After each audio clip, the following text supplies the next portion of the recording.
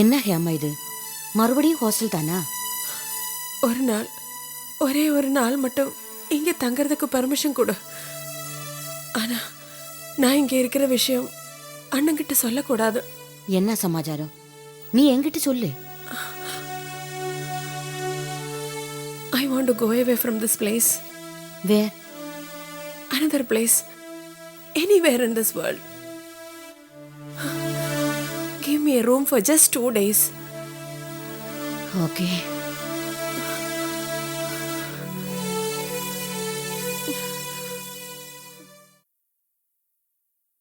हेमे हेमे हेमे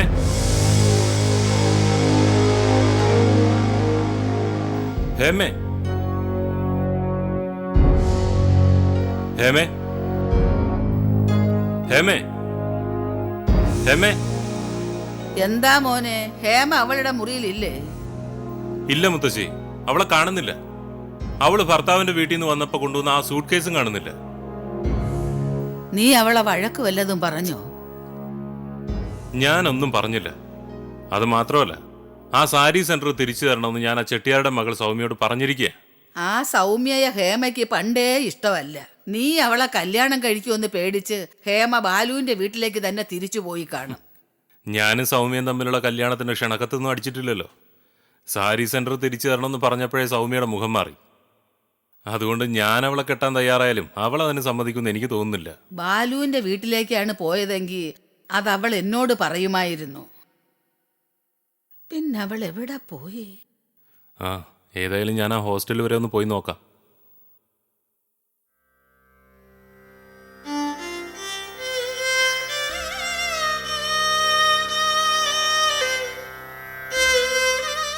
ഭഗവാനെ, ഇതൊക്കെ കാണാനും കേൾക്കാനും എന്നെ എന്തിനിങ്ങനെ ഇട്ടിരിക്കുന്നു?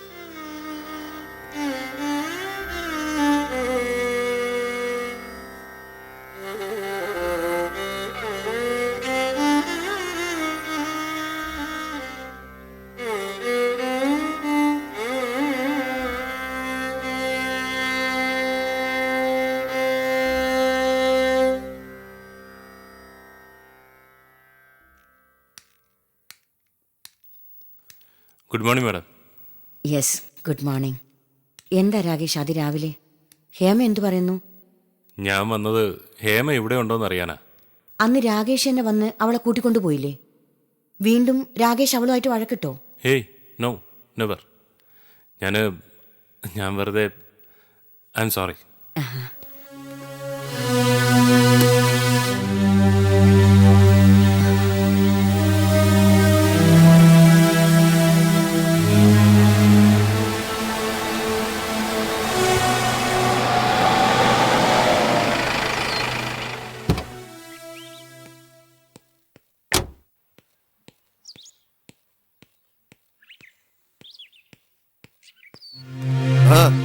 എന്താ എന്താ നിനക്ക് വേണ്ടത്? കൂടെ നിന്ന് കാലിൽ ചവിട്ടി എന്റെ എല്ലാ സ്വപ്നങ്ങളും തകർത്തതിന് ശേഷം എന്ത് നേടാനാ നീ ഇവിടെ വന്നിരിക്കുന്നത്? വാദപ്രതിവാദത്തിനോ നിന്റെ കായബലം പരിശോധിക്കാനോ അല്ല ഞാനിവിടെ വന്നത്. ഹേമ ഇവിടെ ഉണ്ടോന്ന് അറിയണം. നിന്റെ വീട്ടിൽ താമസിക്കുന്ന നിന്റെ പെങ്ങളെ ഇവിടെ വന്ന് അന്വേഷിക്കുന്നതിൽ എന്തോ ഗൂഢലക്ഷ്യമുണ്ടെന്ന് ഉറപ്പാ. ഇവിടെ നിന്ന് പെട്ടിയും തൂക്കി ഇറങ്ങിപ്പോയ നിന്റെ അനിയത്തി ഒരാഴ്ചക്കാലം ഏതോ വിമൻസ് ഹോസ്റ്റലിൽ താമസിച്ചു. അവിടെ നിന്ന് ബലം പ്രയോഗിച്ച് നീ അവളെ കൂട്ടിക്കൊണ്ടുപോയി. ഇപ്പൊ ഹേമ എവിടെ ഉണ്ടെന്ന് നീയാണ് എന്നോട് പറയേണ്ടത്. ബാലു, എന്റെ ശിരസിൽ എത്ര വലിയ തെറ്റിന്റെ ഭാരം വേണമെങ്കിലും നിനക്ക് ഇറക്കി വെക്കാം. പക്ഷേ ഈ രാകേഷ് അനിയത്തിയെ സ്നേഹിച്ചിട്ടില്ലാത്തവനാണെന്ന് മാത്രം പറയരുത്.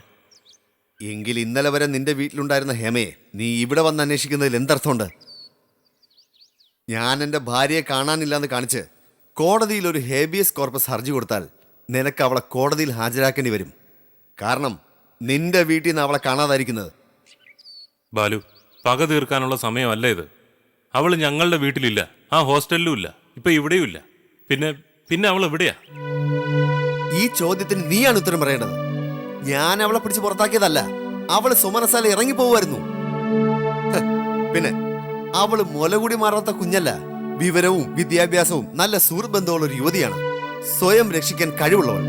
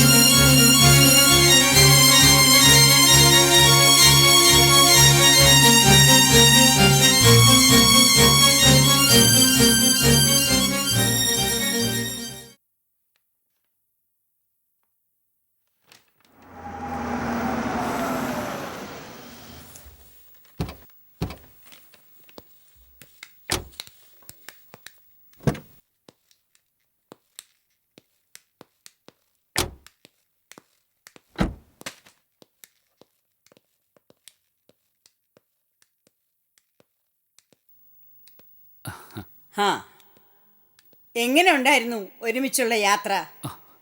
ഹോ, വല്ലാത്ത ക്ഷീണം.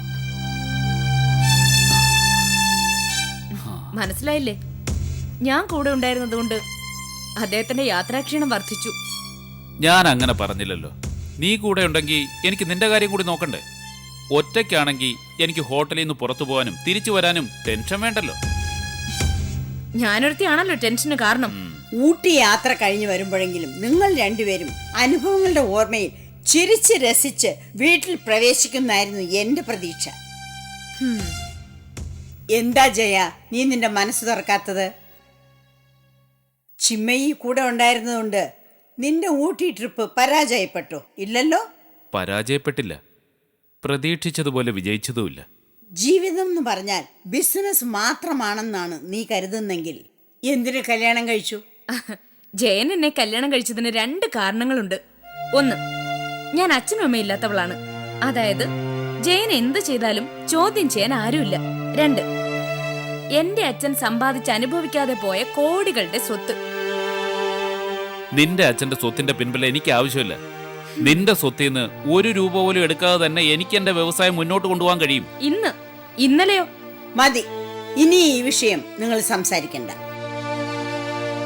ജയ, ഞാൻ പറയുന്നതൊന്നും നീ നിന്റെ ഹൃദയത്തിലേക്ക് എടുക്കുന്നില്ല. പിന്നെ ഞാൻ എന്തിനു നിന്റെ കൂടെ ഈ വീട്ടിൽ താമസിക്കണം? എന്തിന് ഞാൻ നിന്റെ കമ്പനിയുടെ മേൽനോട്ടം വഹിക്കണം? ഇത് രണ്ടും 2 വിഷയങ്ങളല്ലേ അമ്മേ? ദാമ്പത്യം വേറെ, ബിസിനസ് വേറെ. എന്നെ സ്വന്തം അമ്മയായി കരുതിയാണ് നീ ഇവിടെ കൊണ്ടുവന്നെങ്കിൽ ചിമ്മയി എൻ്റെ മരുമകളാണ്. അതല്ല, എൻ്റെ ബിസിനസ് രംഗത്തെ പരിചയം മുതലെടുക്കാൻ വേണ്ടിയാണ് നീ എന്നെ ഇവിടെ കൊണ്ടുവന്നെങ്കിൽ ഈ നിമിഷം തന്നെ ഞാൻ ജോലി രാജിവെക്കുന്നു. അമ്മ എന്താ ഇങ്ങനെയൊക്കെ സംസാരിക്കുന്നത്? ചിന്മയ്, നിന്റെ വൃത്തികെട്ട പെരുമാറ്റം കൊണ്ടാ അമ്മയുടെ മനസ്സിങ്ങനെ മാറുന്നത്. അല്ല, അവളുടെ പെരുമാറ്റത്തിൽ ഒരു വൃത്തികേടും ഞാൻ കാണുന്നില്ല. പക്ഷേ ചിമ്മയോടുള്ള ജയന്റെ ഓരോ വാക്കിലും ചലനത്തിലും ഞാൻ കാണുന്നത് പുരുഷ മേധാവിത്വത്തിന്റെ വൈരൂപ്യമാണ്. അമ്മയെ ബഹുമാനിക്കുന്നത് പോലെ പുരുഷൻ ഭാര്യയും ബഹുമാനിക്കാൻ പഠിക്കണം. മോളെ ചിമ്മയി, നീയും മാറണം. സത്യം പറയണം, പക്ഷേ കേൾക്കുന്നവർക്ക് അപ്രിയമായ സത്യം മാത്രമേ പറയൂ എന്ന് നിർബന്ധം പിടിക്കരുത്. ബിസിനസ് രംഗത്ത് ശോഭിക്കണമെങ്കിൽ ചില സത്യങ്ങൾ പുറത്തു പറയാതെ മനസ്സിനകത്ത് അടച്ചു സൂക്ഷിക്കാൻ പഠിക്കുകയും വേണം.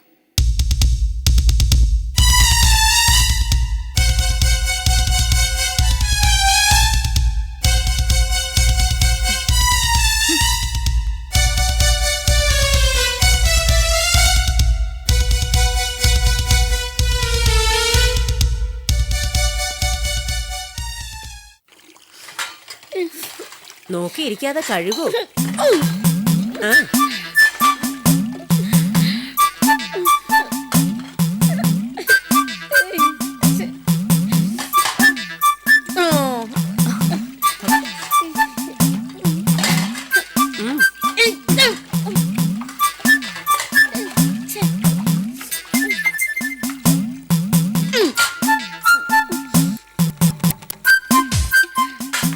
ഇതുകൂടെ കഴിക്കും.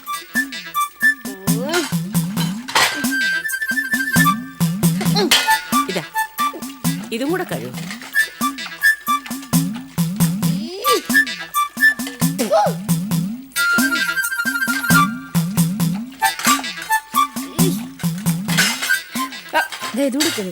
അങ്ങനെ കഴുകിക്കൂടെ? ഒക്കെ എന്റെ മുന്നിലേക്ക് വലിച്ചിടുന്നത്. ഈ ഗ്ലാസും കൂടെ ഒന്ന് തേച്ച് തന്നെ. ഇത് എന്നെ കൊണ്ട് വയ്യ. എന്റെ സൈഡിലൊക്കെ നോക്കല്ലേ. എന്തൊരു വെയിലായി. ഇതാണെങ്കിൽ എടുത്തിട്ടും പൊങ്ങണില്ല. ഇനിയിപ്പൊ ഇത് കേറിയില്ലെങ്കിൽ അത് മതി. എന്നെ കൊണ്ടൊന്നും വയ്യ. സ്വാമി വിളിക്കുന്നു. എന്നെ എന്തിനാ വിളിക്കുന്നത്? ഇനി പുതിയ വല്ല ജോലിയും ചെയ്യാൻ പറഞ്ഞ അതിന്റെ വിധം മാറും, പറഞ്ഞേക്കാം. ഇങ്ങനെ സംസാരിക്കുന്നത് മറ്റുള്ളവർ കേൾക്കണ്ട. സേവനം ചെയ്യാൻ മനസ്സുള്ളവർ മാത്രമേ ആശ്രമത്തിൽ വരാൻ പാടുള്ളൂ. ഇതാണ് ആശ്രമം. ഉച്ചത്തിൽ ശ്രീകൃഷ്ണ കീർത്തനം പാടി പൂജകളിൽ പങ്കെടുത്ത് നല്ല ഒന്നാന്തരം ത്രിമധുരവും പായസവും പഞ്ചാമൃതവും ഒക്കെ കഴിച്ച് രാത്രി മുഴുവൻ സുഖമായി ഉറങ്ങി ബാക്കിയുള്ള ജീവിതം നല്ല സമാധാനത്തോടുകൂടി ജീവിച്ചു തീർക്കാന്ന് കരുതിയാണ് ഞാൻ വന്നത്. ഇവിടെ ഇപ്പം എന്താ നടക്കുന്നത്? അടുക്കള പണിയും വിറക് കീറലും പാത്രം തേപ്പും മാത്രം. കൂലിയില്ല വേല. നമ്മൾ വീട്ടിൽ ചെയ്യുന്നത് പോലെ തന്നെ അല്ല. ഇപ്പോൾ ഈ ആശ്രമമാണ് നമ്മുടെ വീട്. എല്ലാ സ്വാമിമാരും സ്വാമിനിമാരും ഒരേ കുടുംബത്തിലെ അംഗങ്ങൾ. സഹോദരി മാത്രമല്ലല്ലോ, ഞങ്ങൾ എല്ലാവരും ജോലി ചെയ്യുന്നില്ലേ? വേഗം ചെല്ലൂ, സ്വാമിക്ക് എന്തോ സംസാരിക്കാനുണ്ടെന്ന്. വേഗം ചെയ്തോളൂ ജോലി.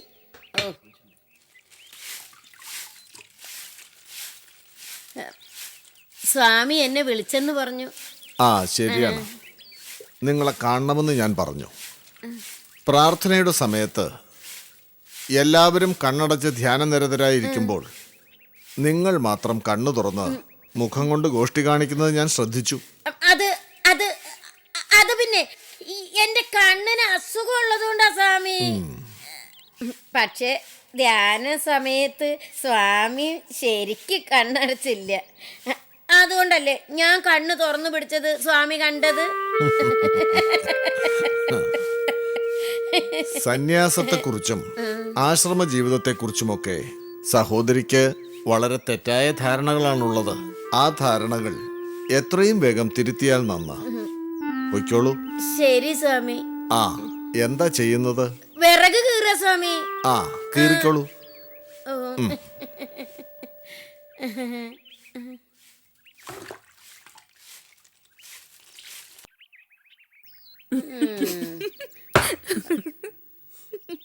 എടി എടി, സ്വാമി എന്നെ വഴക്ക് പറഞ്ഞെന്ന് കരുതിയല്ലേ നീ എല്ലാം ഇങ്ങനെ പുച്ഛിച്ച് ചിരിക്കുന്നത്? ഞങ്ങള് സ്നേഹം കൊണ്ടാ ചിരിച്ചത്, അല്ലാതെ പുച്ഛം കൊണ്ടല്ല. ഞങ്ങൾ ഇവിടെ വന്നതിന് ശേഷം ആരെയും പരിഹസിച്ചിട്ടില്ല. ഇവിടെ എല്ലാവരും തുല്യരാണ്. സഹോദരന്മാരും സഹോദരിമാരും എങ്ങനെയാ പരസ്പരം പരിഹസിക്കുന്നത്? അല്ലേ, ഈ എല്ലാവരും എങ്ങനെയാ സഹോദരി സഹോദരന്മാരാകുന്നത്? പലരും പല ജാതിപ്പെട്ടവരല്ലേ. ഈ ആശ്രമ മുറ്റത്ത് നിന്ന് ഇങ്ങനെയൊന്നും സംസാരിക്കരുത്. നിങ്ങൾ ഉടുത്തിരിക്കുന്ന കാവിത്തുണി അഴിച്ചു വെച്ച് പഴയ വേഷം ധരിച്ച് പുറത്തിറങ്ങി പോകാൻ ഗുരുസ്വാമി പറയും. ഈ ആശ്രമത്തിലെ അന്തേവാസികൾക്ക് ഒരേ ഒരു മതമേ ഉള്ളൂ, മനുഷ്യൻ എന്ന മതം. 2 ജാതിയേ ഉള്ളൂ, പുരുഷനും സ്ത്രീയും.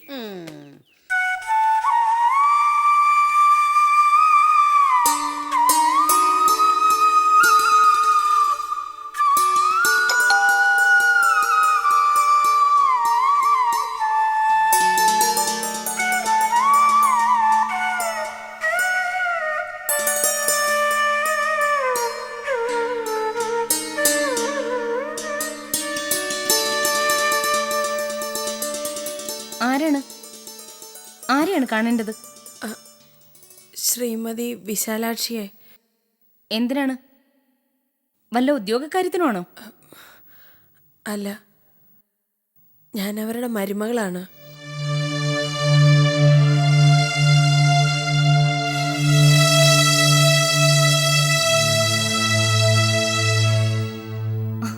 മരുമകൾ?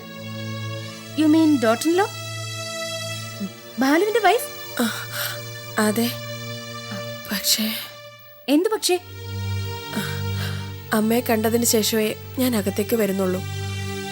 ഞാനും ബാലുവുമായുള്ള മാരേജിന് അമ്മയുണ്ടായിരുന്നില്ല. എന്നോട് അമ്മ എങ്ങനെ പെരുമാറുമെന്നും എനിക്ക് ഉറപ്പില്ല. ഈ വീട് എന്റേതാണ്, ധൈര്യമായിട്ട് കയറി വരൂ.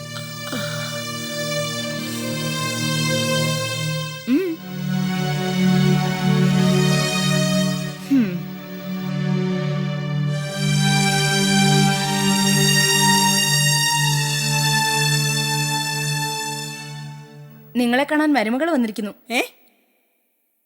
എന്റെ മരുമകളോ? അതെ, ബാലുവിന്റെ ഭാര്യ. നിങ്ങളെ കണ്ടതിന് ശേഷമേ വീടിനകത്തേക്ക് കയറൂ എന്നുള്ള വാശിയില്ല.